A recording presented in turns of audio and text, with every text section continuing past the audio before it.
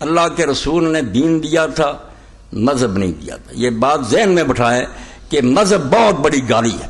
مذہب کا نام نہ قرآن میں آیا نہ حدیث میں. مذہب ہے ریلیجن اور دھرم، کہ عبادت خانوں میں جا کر اللہ کو یاد کرو، بھگوان کو سجدے کرو، کاروبار جیسے جی چاہے کرو. جیسے بڑے کاروباری لوگوں کے بارے میں آپ سنتے ہیں، وہ کہتے ہیں وہ میرا فرض ہے، یہ میرا کاروبار ہے. یہ دین و دنیا کو الگ کر لینا یہ مذہب ہے.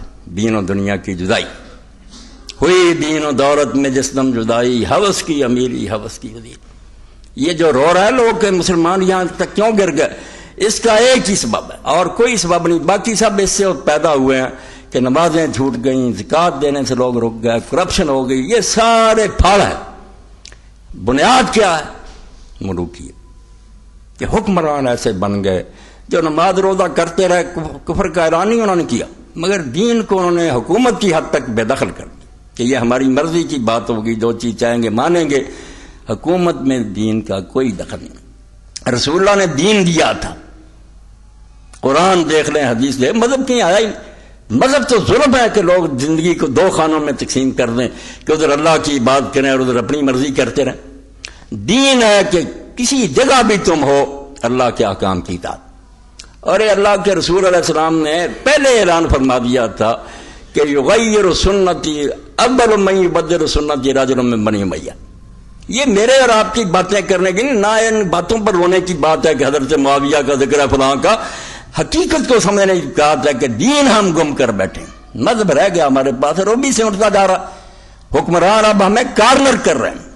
کل اگر آپ نے اخبارات دیکھیں اور عرفان صدیقی کا کالم پڑھا ہے تو اب اس کے بعد تو قیامت آنے میں کوئی کمی نہیں رہے کہ وہ ادارہ جو جنرل ضیاء الحق مرحوم نے اس لیے بنایا تھا اور پوری دنیا سے علماء وہاں جمع کیے کہ بچوں اور بچیوں کو دین سکھایا جائے، اسلامی یونیورسٹی. اس میں اب ایک عورت کو یورپ سے درآمد کیا ہے جو برائے نام مسلمان ہے، مگر اس نے تنظیم بنائی ہوئی ہم جنسی کی کہ مرد مرد سے کرے، عورت عورت سے کرے. باقاعدہ تنظیم ہے، لٹریچر. اور آتے ہی اس نے بچے بچیوں کو یہی سبق دینا شروع کر. عرفان صدیقی غریب نے کل اس پر کالم رکھا کہ بچیاں مجھے کہہ رہی ہیں کہ یہ سیکھنے کے لیے ماں باپ نے ہمیں بھیجا. اخیر ہو یہ سارا فساد اس لیے ہے کہ حکومت اسلام سے آزاد ہو. کافر نہیں ہوئے یہ، نہ انہوں نے کلمہ چھوڑا نہ چھوڑنا ہی ہے. حج کریں گے، عمرے کریں گے، یہ ہوتا رہا اس وقت بھی. اب بھی لوگ کہتے ہیں یزید امیر الحج ہوتا تھا. بس ظالموں بات سمجھو ملوکیت کی کہ دین نہ رہا، مذہب بن گیا. اور یہ اتنی بڑی خرابی ہے. اسی کے نتیجہ میں ملائیت پیدا ہوئی، اسی کے نتیجہ میں پیر پیدا ہوئے، اسی کے نتیجہ میں جاگیردار سرمایہ دار جتنے بے ایمان پیدا ہوئے. جب دین سے یہ شعبہ آزاد ہو گیا کہ دنیا الگ ہے دین الگ، یہ اعجاز ہے ایک صحرا نشین کا کہ ہوں بشیری آئینہ دار نذیر. یہی تو معجزہ تھا نبی امت کا کہ وہی شخص دنیا کو دین پڑھا رہا تھا تبلیغ کا بڑا مبلغ، اور وہی نذیر ہوتا تھا. اس کے ہاتھ میں تلوار ہوتی تھی کہ اگر نہیں دین پر عمل کرو گے تو یہ نتیجہ ہوگا.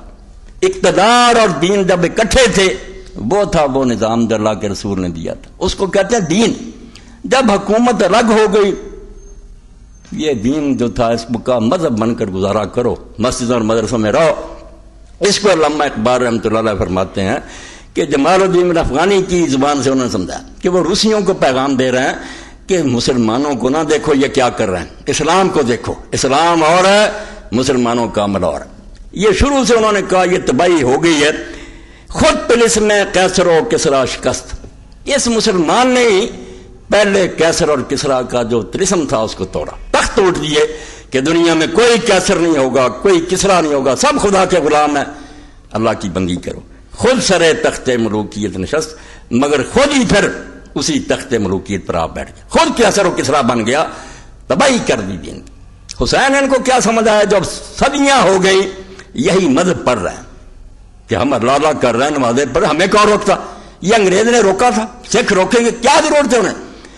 اسلام کو حکومت میں نہیں آنے دے گی کہ وہ بازاروں میں ہو، عدالتوں میں، ہر جگہ دین راج کرے، یہ نہیں قبول کریں گے.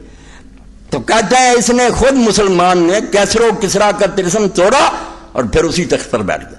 اور جو اللہ کے رسول علیہ السلام نے فرمایا تھا کہ سب سے پہلے میری سنت کو بنو امیہ کا ایک آدمی بدلے گا، اور وہ امیر معاویہ جنہوں نے اس سنت کو بدل دیا. یزید کو نہ روئیں آپ، جس دن یہ تخت پر بیٹھے اس دن سے بدقسمتی سے دور شروع ہو گیا جس کو اللہ کے رسول نے فرمایا کہ میرے بعد 30 سال خلافت راشدہ ہے، پھر ملک عزوز ہے. ظالم بادشاہ ظالم بادشاہ کا آغاز حضرت معاویہ سے. اب اس پر روتے رہنا وہ بڑے ہیں فلاں، کیا ہے اس میں؟ اللہ کا رسول کہتا ہے کہ فاطمہ بنت محمد نے چوری کی ہوتی نہ اس کا ہاتھ کاٹ دیتا. کون سا دین کر لیا تم نے؟ یہ ملوکیت کا شاخسانہ کہ ملاؤں کے ذریعے پھیلایا گیا کہ صحابی پر تنقید نہ کر. کون دین کہتا ہے تنقید نہ کرو؟ عمر رضی اللہ عنہ پر تنقید ہوتی ہے برسر ممبر کہ کہاں سے کشتا لیا. دین کا جو جوہر تھا اس کو برباد کرنا چاہتے ہو کہ ٹوکو نہ. بڑے آدمی جرم کریں تو انہیں معاف کر دو اور چھوٹوں کو پکڑتے پھرو. اسی سے تو پہلی امتیں برباد ہوئی. کوئی رعایت نہیں کسی کی، نہ یہ گالیاں ہیں نہ جنت دوزخ ہے. حقیقت کو سوچنا ہے کہ وہ نظام ختم ہو گیا. اور رسول اللہ نے کیوں دو لفظ بولے کہ پہلے آج جو 30 سال ہے وہ میری نبوت کے طریقہ پر حکومت ہے، پھر ظالم بادشاہ. پیغمبر کیوں کہتا؟ یہ کہتا وہ کافر ہو جائیں گے یہ نہیں. تو اس کو توڑا. کیسر و کسرا کے قسم خود کیسر و کسرا بن گئے، محالب بن گئے، ریشم بچ گیا، سونے چاندی کے برتن. یہ ابو داؤد شرح مسلم احمد دکھائے خود حضرت معاویہ کے دور میں ہو گیا. صحابہ کرام روئے کہ یہ حضور نے فرمایا یہ حرام نہیں کی چیزیں. مانا کہا سب کچھ ہو رہا تیرے میں. تو ملوکیت آ گئی. نماز روزہ چلتا رہا اور آہستہ آہستہ اس کو بھی اب سکیر رہے ہیں. تا نحال سلطنت قوت گرفت، دین او نقصد ملوکیت گرفت.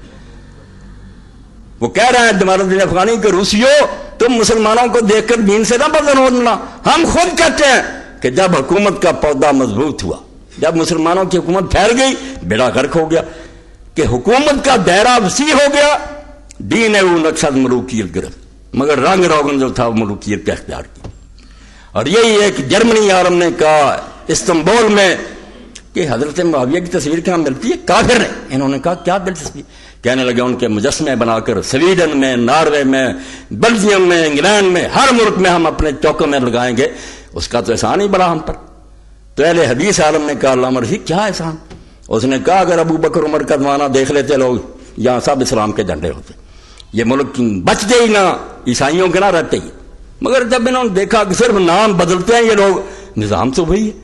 کچھ امیر ہیں، محلوں میں رہ رہے ہیں، کچھ غریب ہیں، دھکے کھا رہے ہیں، کیا فائدہ ہے اس کو قبول کرنے کا؟ یہ ملک بچ گئے.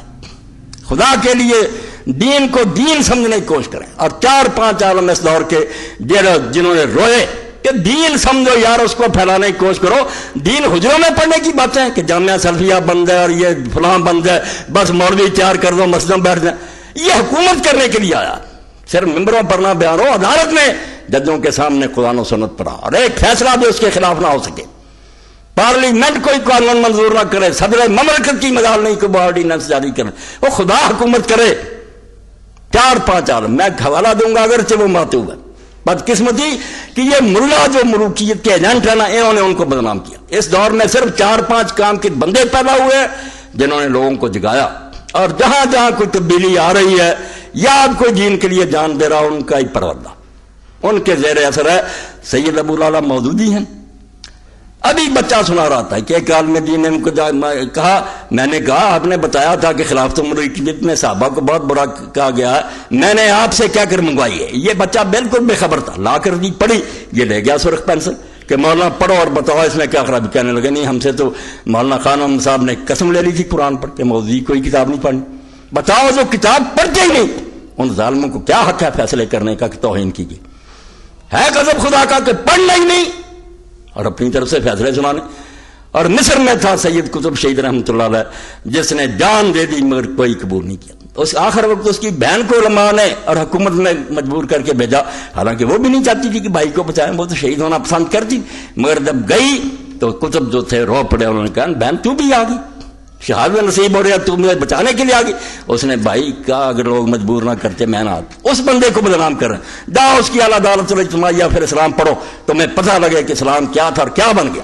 خدا کے لیے یہ مدرسے جانا، یہ یا دین پڑھائیں یا مذہب کی کوئی ضرورت نہیں. نماز روزے جانا یہ ہوتے رہیں گے، یہ بھی ختم ہو جائیں، کچھ نہیں بگڑ. دین قائم کرو کہ جہاں ہر شخص جو ہے وہ انشورڈ ہو، کسی کو انشورنس کی ضرورت نہ پڑے. اگر امیر ہو تو بیت المال کو پریمیم دو، حصہ دو، زکوٰۃ اور عشر. غریب ہو جاؤ گے تمہیں کیا فکر کہ کل کیا بنے گا؟ تمہارے قرضے بیت المال اتارے گا، تمہاری بچیاں پڑھائے گا. کیا اسلامی حکومت میں کسی کو پریشان ہونے کی بات؟ اس کو قائم کر. خدا کے بندو دین. سید قطب اور پھر تھے علامہ اقبال رحمۃ اللہ علیہ. 3-4 بندے جنہوں نے دین کو دین کی حیثیت سے پیش کیا، ورنہ ہم پڑھ رہے ہیں، انگریز آ گئے، دوسرے آ گئے، نمازیں پڑھو، تبلیغیں کرو، کسی کے ذہن میں وہ بات نہیں کہ یہ مذہب ہے. دین کے تصور سے خالی ہو کر تو مذہب کی باتیں کرتے، پوجا پاٹ کی، کہ چند اخلاقیات اپنا رہو، پوجا پاٹ کرو. لعنت ہے جو ایسے مذہب پر دین ان کو مٹانے کے لیے آیا، وہ دین نافذ کرنا چاہتا جس میں ہر شعبہ زندگی خدا کے دین کے تحت. تو فرماتے ہیں کہ سلطنت بڑھ گئی، لوگ کہتے ہیں علاقے فتح کیا، وہ کہتے ہیں بیڑا تو غرق ہو گیا. علاقے آتے رہے مگر رنگ حکومت کا کیا رہا؟ دین وہ نقش از ملوکیت گرفت. حکومت نے نقش و رنگ جو تھا وہ ملوکیت کا اختیار کر لیا. از ملوکیت نگاہ گردت دیگر، عقل و ہوش اور رسم و راہ گردت دیگر. یہ کوئی تھوڑا سا فرق ہے. خلیفہ پھٹے کپڑے پہنتا، رات غریبوں کی خبر لینے کی پھرتا. ملک جو ہے وہ اپنا عیش کرتا ہے، چند خوشامدی لوگوں کو بیت المال سے لٹا کر اپنا خوشامدی بنا لیتا، غریب مرتے رہتے. زبر اس فقر و درویشی سے جس نے مسلمان کو سکھا دی سر بدیری. فرماتے ہیں لعنت بے جس فقیری اور درویشی پر جس نے مسلمانوں کو یہ سکھا دیا کہ جو کافر آ جائے اس کے سامنے سر جھکا دو. اور بدماشوں کے سامنے جھکنا سکھایا، غیرت چھین لی. غیر اسلامی سبب بھی مختلف راستوں سے مسلمانوں کی سوسائٹی میں داخل ہو رہا تھا. ہزاروں شامی، انصاری اور لاکھوں ایرانی مجوسی اور ان کے علاوہ سینکڑوں یہودی، اشراقی، مشائی، فلسفی اور مختلف العقائد افراد اسلام میں داخل ہو رہے. یہ لوگ رہبانیت اور ترک دنیا کے تصورات اپنے ساتھ لائے. جن مذہبوں سے آئے تھے وہاں یہی تھا کہ پوجا پاٹ اللہ کی کرتے رہو، باقی دندے کرنے دو حکومتوں کو. اور انہوں نے مصر، شام، عراق، خصوصاً کوفہ، بصرہ اور بغداد میں وہی خانقاہی نظام قائم کر دیا جو ان کے مذاہب میں مروج تھا. جب ہماری تفاسیر میں اسرائیلی اور غیر اسلامی روایات داخل ہو گئی، وہ کہتے ہیں خانقاہوں کو کیا روئے. جب قرآن کی تفسیر اور حاشیوں میں بڑھا دی روایتیں اسرائیلیوں کی، تو ہمارا تصور کس طرح غیر اسلامی اثرات سے محفوظ رہ سکتا تھا. مختصر یہ کہ سلاطین، علماء سار، صوفیاء سار، ان تینوں کی متفقہ کوششوں کا نتیجہ یہ نکلا کہ عمل سے فارغ ہوا مومن بنا کے تقدیر کا بہانہ. عمل سے فارغ ہوا مسلمان بنا کے تقدیر کا بہانہ. آرام سے بیٹھ گیا، بھائی اللہ کی تقدیر میں ایسے تھا، انگریز آ گئے، ہندو آ گئے، کیا کریں. واضح ہو کہ تقدیر کا یہ مفہوم جس کی روح سے مسلمان تارک الدنیا اور تارک العمل پیدا ہو جاتا ہے، ابلیس کا پیدا کرنا. یہ دین نے نہیں سکھایا، ابلیس کا. چنانچہ وہ خود اعتراف کرتا ہے، میں نے ناداروں کو سکھایا سبق تقدیر کا. ابلیس اپنے چیلوں میں کہتا ہے کہ یہ غریبوں کو جو سبق ہے نا، اور تمہاری قسمت میں غریبی لکھی جی، کیوں کرتے ہو امیروں سے ناراضگی؟ یعنی اس لیے کہ اٹھ کر ان سے چھین نہ لیں، اپنا حصہ نہ چھین لیں. اور دین تو کہتا ہے، جیسے ابن حزم کہتے ہیں کہ اگر کوئی غریب بھوکا مر گیا اور اس نے بستی کے لوگوں سے مال نہ چھینا اور نہ کھایا، وہ خودکشی کا مرتکب ہوگا. قیامت کے دن جہنم میں جائے گا کہ تیرا حق تھا، ان کے مالوں میں دکان توڑ دیتا، ان کے بینک لوٹ لیتا، اپنا حق لیتا، زیادہ نہ لیتا، اپنا حق لیتا. دین کے فتوے اور اس پر لکھا علامہ احمد شاکر نے کہ یار روسیوں کو بھی یہ نہ سوجا جو امام ابن حزم کو سوجا کہ اسلام کیا. اسلام کہتا لوگ بھوکے مرے، اپنا حق وہ دے رہے ہیں، ٹھیک ہے، نہیں سے ان سے چھین لو. تو فرماتے ہیں کہ ابلیس کہتا ہے میں نے ناداروں کو سکھایا سبق تقدیر کا. اسلام تو سراسر عمل کا پیغام ہے، اور عمل صالح کا دوسرا نام جہاد فی سبیل اللہ ہے. اور سرکار دو عالم کی 23 سالہ زندگی عمل صالح اور جہاد فی سبیل اللہ کی زندہ تصویر اور قرآنی تعلیمات کی جیتی جاگتی تصویر. یہاں عمل کرو کرو کرو، ہاتھ توڑ کر بیٹھنے کا نام کوئی نہیں. یہ سارا کچھ ان کا اپنا ہی فساد اور ساری شرارت.